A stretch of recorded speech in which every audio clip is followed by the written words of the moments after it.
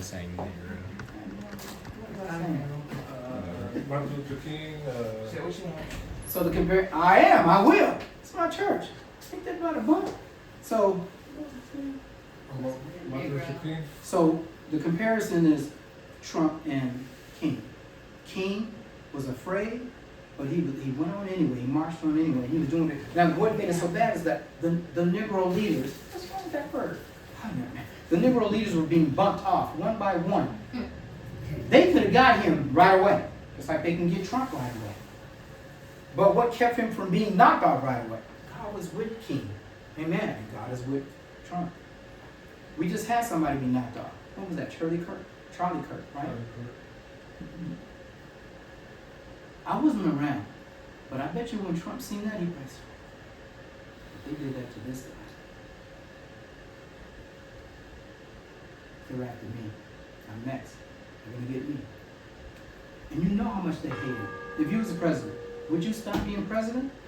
Guts, man. You know every time you know how much people hate him. Like 90% of the world hates him. So, but he's got guts. I probably would say, babe, I'm not gonna be president anymore. You know how many people hate us and hate me? Let me stop. I don't want to have our brains blown out like that.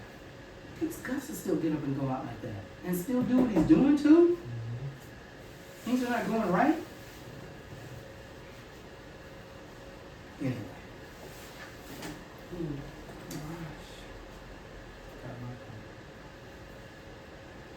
I was going in with a bang.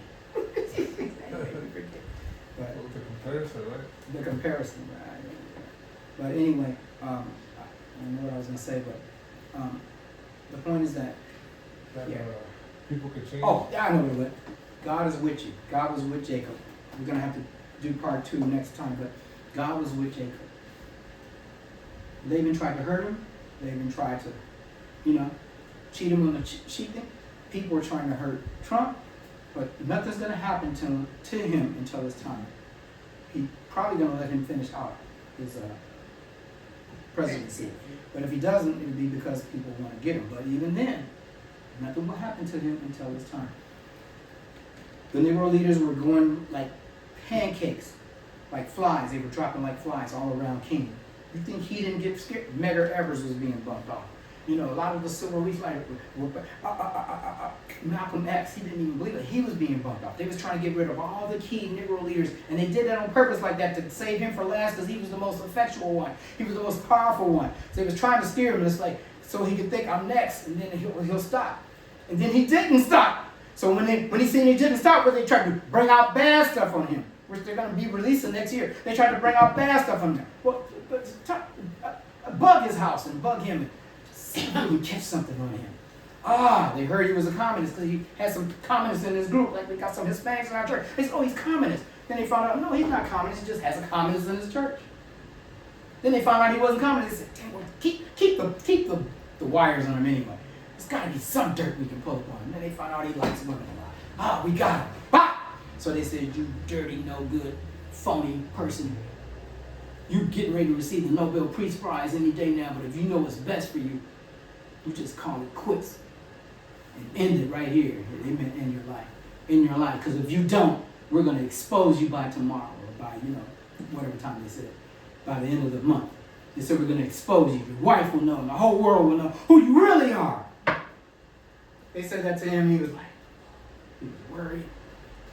He was like, oh my goodness, everything I'm worried for is going to be. And that's when he gave his greatest speech. He says, I may not go there with you. As we as a people get to the mountaintop, I may not see it with you, but we will get to the glory land. He says, I promise you tonight, I'm not afraid of no man. We're going to keep on preaching, keep on marching. Amen. He didn't bug in, he didn't give up. He kept on doing it. And when it was time for him to go, that's when he went. And then, in the meantime, he was protected. A lady tried to come up and stab him. And they said if he just would have sneezed, he would have lost his life. But he didn't even sneeze because it wasn't time for him to go.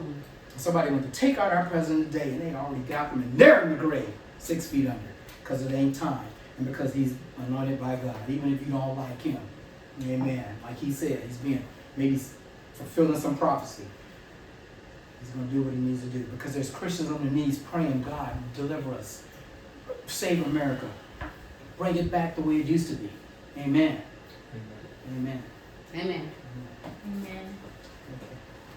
I know y'all amens me. Shut up and be quiet. Let's go home. No. But now, we are finished. But I want to ask, I'm going to start asking at the end of our sermons. How does this apply to you, then? How does this apply to you? How does this apply to you?